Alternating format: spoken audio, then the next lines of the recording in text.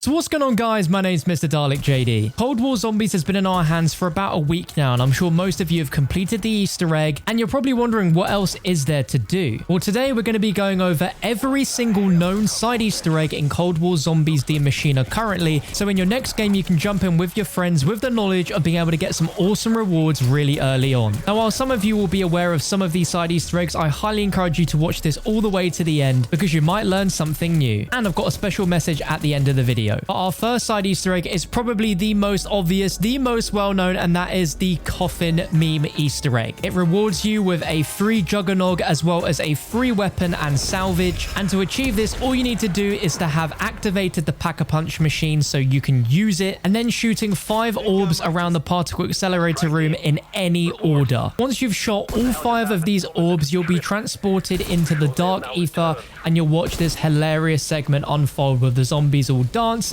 and then of course holding this rewards box doing the Coffin dance meme. Now, while the chances are really low, there is a chance that you can get the ray gun from this crate, as you see in this clip right here. So if you don't already do this side Easter egg, I highly encourage you to do it every time you play so you can have the chance of getting that free ray gun as well as free guaranteed Juggernog. Now, our next side Easter egg is a very interesting one. It's the appearance of a distant monster elder god that you can only see on this map at the pond area of the map from round 40 onwards. It seems to activate as soon as you go in the dark ether from round 40 onwards in this area, but this can also be seen in daytime as well, and it's this massive shadowy figure that walks along in the distance in the forest. And it's really interesting because there is a lot of secret lore tied to this character from different intels and stuff, and I'm sure we're going to learn a lot more about this thing and maybe even see this feature more prominently in a DLC map in the future. But this thing is so big that your screen shakes when it's walking across the landscape, and it's an absolutely awesome little Easter egg, very reminiscent of the round 40 Zetsubo distant monster Easter egg from Black Ops 3. Our next Easter egg ties in heavily to the distant monster actually, and it's the 3 legendary upgrade that I showcased on my channel a few days ago. If you come to the medical bay in the dark ether and go to this window behind Speed Cola, there are 4 buttons that you can shoot that activates a green light behind a door. And every time you shoot the switch by the door, the monster's hand will reach out and grab anything in its path. And this is a Easter egg where you can get a 3 legendary upgrade to your weapon that will convert it from whatever tier it is to the highest tier and highest damage that the weapon can be. And all you need to do is get 15 kills by shooting the button when zombies are running through this window and having the hand grab them to kill them. Now, I will admit that this Easter egg is very annoying, and I don't think it's worth doing every single time you play because logistically it's so hard to survive in that small corner of the room where you have zombies coming at you from every direction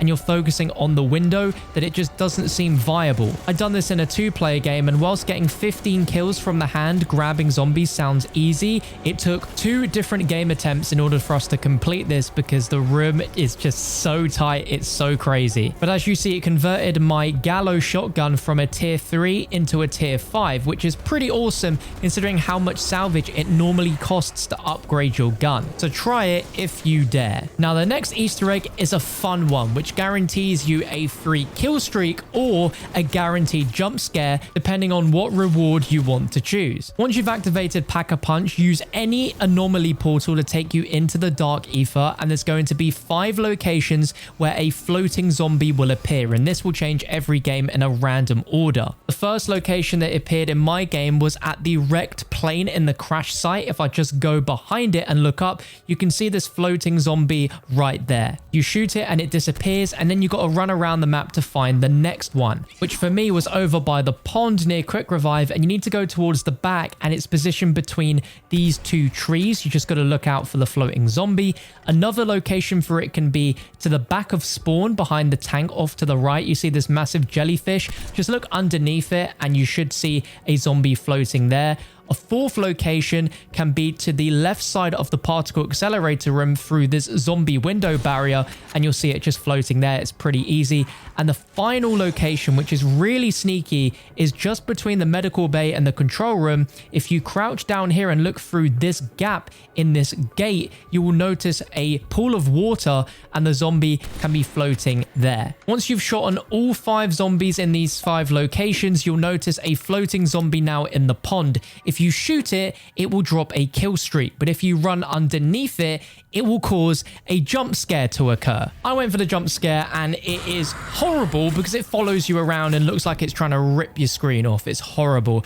And the next Easter egg ties in very heavily to this, and this is a horrible one on Treyarch's behalf, and it's completely random, but it's the ray gun mystery box jump scare. Treyarch have added a side Easter egg where if you get the ray gun out the mystery box, there's a chance that when you pick it up, you're gonna get a jump scare. And I don't know why they've done it. I'm sure there's a few of you watching who have had the life scared out of them thanks to Treyarch and this Easter egg, so just be aware, okay? Now for this next Easter egg, it's going to give us some points that we can use in game, and it requires us to have a weapon with dead wire as the ammo modification. Now around the map, there are going to be 3 different satellites in the background that we need to shoot with our dead wire weapon. One of them can be found inside of the spawn, as you can see right here, and you need to shoot the satellite on top, and it spins the satellite round, and you need to keep shooting it until you see a little blue bolt of electricity go through the satellite, which basically confirms it's in the right position. And we need all 3 of these to be facing the Nakda and Toten building. The second one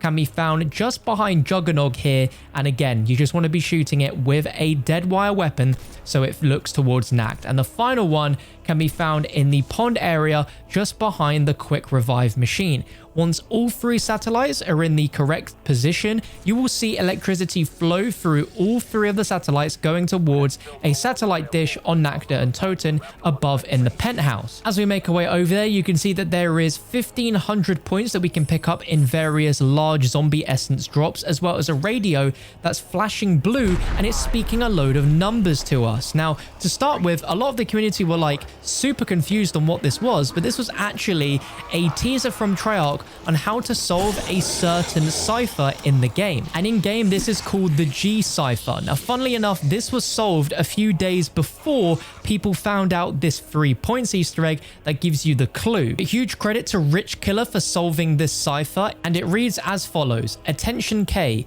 P confirms viability of deployment. Opportunity identified in previous comm unique. Selected site is approved for trial run of Operation Inversion.